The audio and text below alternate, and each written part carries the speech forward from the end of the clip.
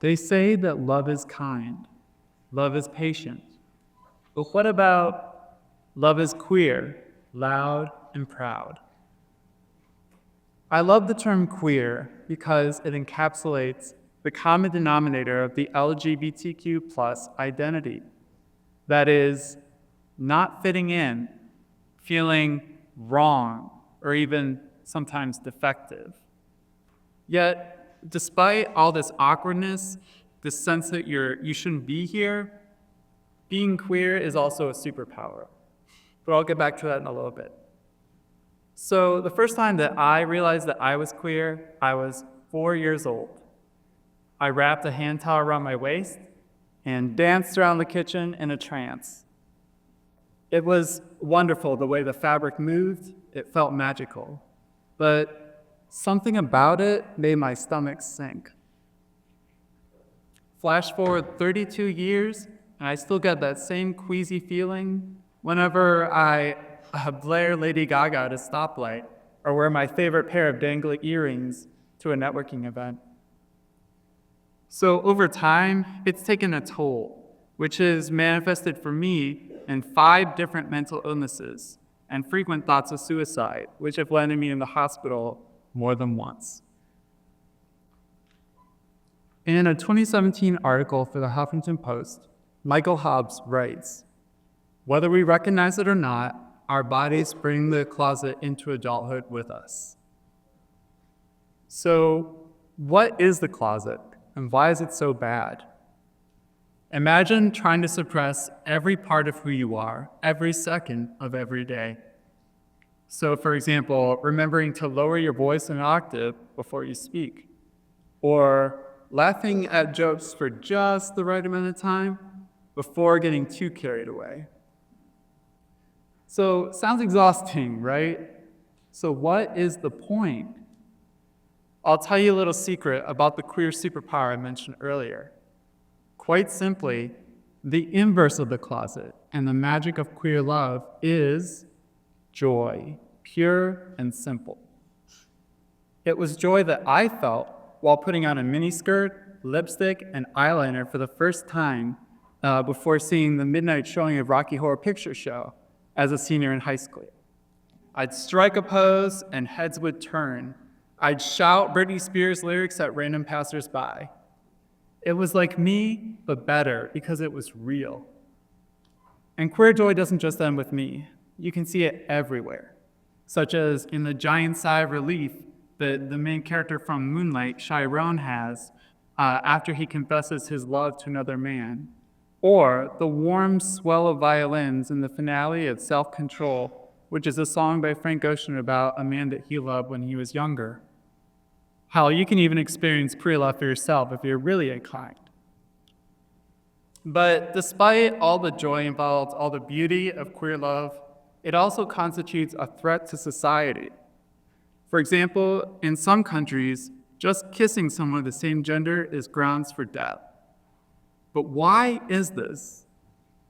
The reason is twofold. First, people fear what they don't understand. And second, people in power exploit this fear to stay dominant. But under capitalism, power is created by money. So if queer people can feel joy and immense empowerment without having to spend money, then they're a threat. But in the spirit of 10X, the Supreme Court legalized gay marriage only 10 years ago. But the future of this revolutionary ruling is kind of up in the air. Hell, I may even go to jail someday just for the crime of loving someone. But based on my past, I'd be guilty on so many counts, I'd lose track. Such as some moments stick out, like the moment in 22 when I parked my Pontiac Vibe on the side of a residential street in Akron and waited for my date to get in. As I sat there watching sunlight dance through the leaves above, he opened the passenger door with the biggest smile I'd ever seen.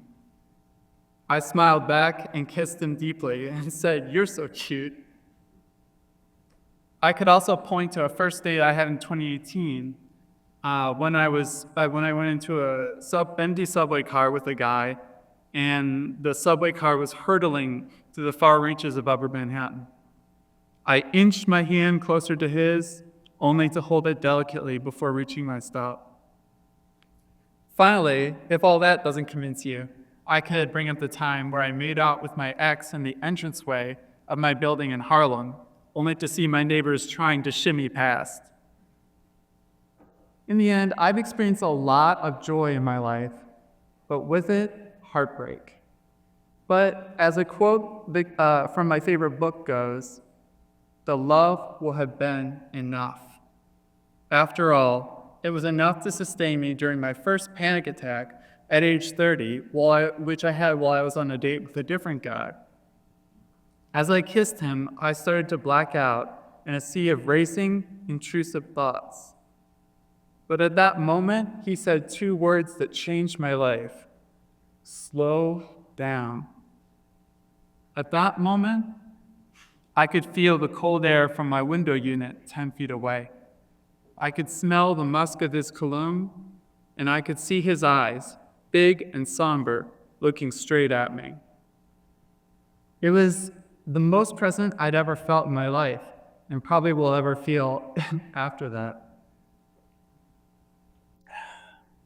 So after that, in the weeks to follow, I reconnected with my mother, who I hadn't talked to in years. I founded a financial literacy nonprofit, which started a career in entrepreneurship that continues to this day, 7 years later. And I rediscovered spirituality, which I disavowed when I went into the closet. So here I am today. And really, they say that when you're close to death, you'll go through a life review, looking over your positive and negative experiences from both your perspective and the other person's. I myself look forward to looking back on all the men I've loved and running my hands through their hair or kissing them for the first time, all while learning exactly how I affected them, for better or for worse. Lastly, I have 3 suggestions if you'd like to help queer people find their own joy. The first is to listen closely to people and don't make it about you.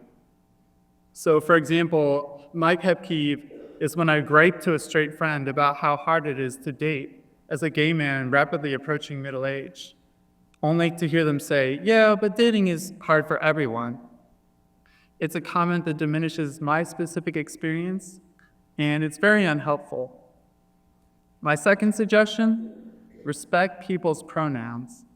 This can be as easy as writing your own pronouns on your name tag at an event, or as big as correcting your boss when they misgender a colleague in a department-wide meeting. My last suggestion: mentor our youth. Out of 2,000 students who attended high school with me from 2002 to 2006, only 2 boys were openly queer. For me, this meant that I felt perpetually confused, rageful, and ashamed because I had no example to look up to. Contrast that with my tenure as Director of Operations for a queer resource center recently. While I was working there, a 19-year-old transgender woman walked in. I offered her a chair and asked her if she'd like something to drink. She sat down, fidgeting as I handed her a bottle of water. To break the ice, I asked her, "What are your pronouns?" She said, "she, her," and she looked at my face, waiting for some kind of hateful or ignorant response. All I said, though, was, "Cool, mine are he, him," and instantly I saw her shoulders melt. It was something beautiful to behold. So, with all these stories in mind, I want to leave you with something. Love is patient, love is kind, but also messy, ugly, inconvenient, and beautiful all at once. In the spirit of queer joy, I urge you to treasure every part of yourself, even the bad parts, because you are love incarnate. Thank you.